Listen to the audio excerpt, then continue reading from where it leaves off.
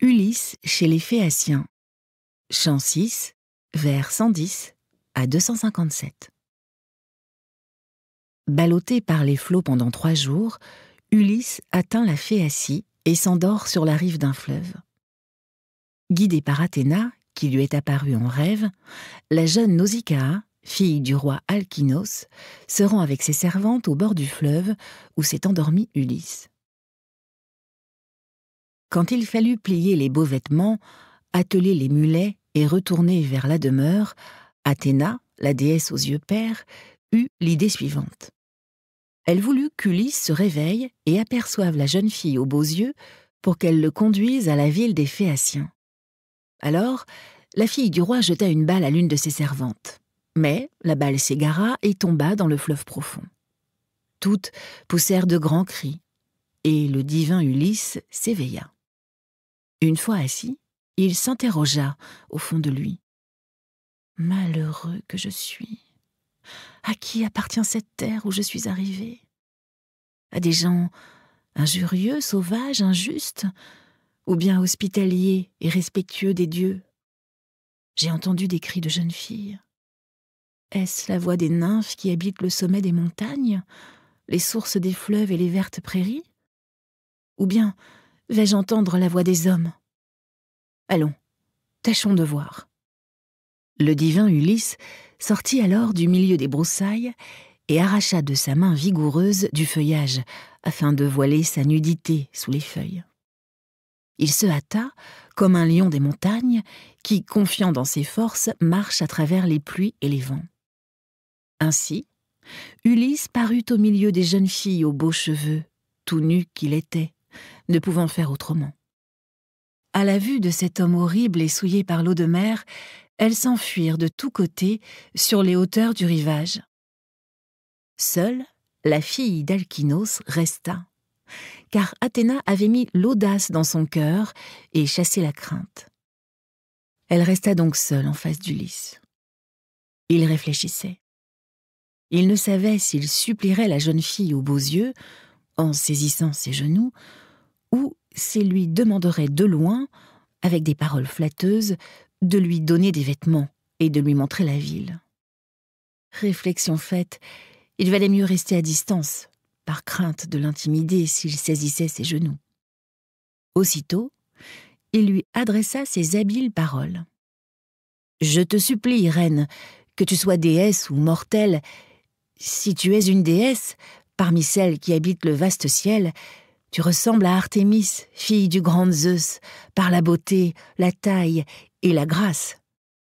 Si tu es une des mortelles qui habitent sur la terre, heureux ton père et ta vénérable mère, heureux tes frères. Leur cœur est sans doute rempli de joie quand ils te voient entrer dans la danse. Mais plus heureux encore sera celui qui, grâce à ses cadeaux nuptiaux, te conduira dans sa maison. Mes yeux n'ont jamais vu une personne, homme ou femme, aussi belle. Je suis saisie d'admiration. Un jour, à Délos, devant l'autel d'Apollon, je vis une jeune tige de palmier. J'étais allée là, en effet, et un peuple nombreux m'accompagnait dans ce voyage qui devait me porter malheur. En voyant ce palmier, je restais longtemps stupéfait qu'un arbre aussi beau soit sorti de terre. Ainsi je t'admire, femme. Je suis stupéfait, et je tremble à l'idée de saisir tes genoux. Cependant, ma souffrance est immense. Hier, après 20 jours, je me suis enfin échappée de la sombre mer. Pendant tout ce temps, les flots et les rapides tempêtes m'ont ballottée depuis que j'ai quitté l'île d'Ogygie. Voici qu'un dieu m'a poussée ici, afin que j'y subisse encore peut-être d'autres malheurs, car je ne pense pas en avoir vu la fin. Les dieux vont sans doute m'accabler de nouveau, mais reine, aie pitié de moi, car c'est vers toi la première que je suis venue, après avoir subi tant de malheurs. Je ne connais aucun des hommes qui habitent cette ville et cette terre. Montre-moi le chemin de la ville et donne-moi un lambeau de tissu pour me vêtir, si tu as apporté ici quelque étoffe pour couvrir le linge. Que les dieux comblent tous tes désirs, un mari, une famille et une entente harmonieuse. Rien n'est plus souhaitable que l'accord parfait au sein d'un couple. c'est peine pour leurs ennemis, joie pour leurs amis et bonheur pour eux-mêmes. Nausicaa, au bras blanc, lui répondit. Étranger, tu n'es semblable ni à un lâche, ni à un fou. Tu sais que Zeus l'Olympien distribue la richesse à chacun des hommes, bons et méchants selon sa volonté. C'est lui qui t'a choisi ce destin. Et il faut le supporter avec patience. Maintenant que tu es venu sur notre terre et dans notre ville, tu ne manqueras ni de vêtements, ni de rien dont un malheureux suppliant peut avoir besoin. Je vais te montrer le chemin de la ville et te dire le nom de notre peuple. Les Phéaciens habitent cette ville et cette terre. Moi, je suis la fille d'Alkynos au grand cœur, qui détient sur les Phéaciens le pouvoir et la puissance. Elle parla ainsi et donna des ordres à ses servantes aux belles chevelures. « Venez près de moi, servante. Où fuyez-vous à la vue de cet homme? Pensez-vous que ce soit un ennemi? Il n'est pas encore né le mortel qui portera la guerre sur la terre des Phéaciens, car nous sommes aimés des dieux immortels. Nous habitons aux extrémités de la mer houleuse, et nous ne fréquentons pas les autres hommes.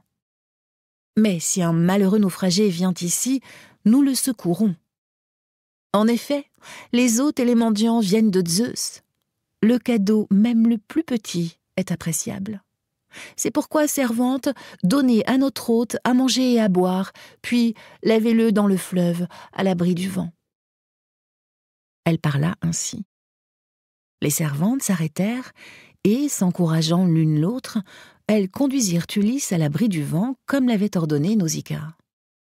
Elles posèrent auprès de lui des vêtements, un manteau et une tunique, et lui donnèrent l'huile liquide contenue dans la fiole d'or.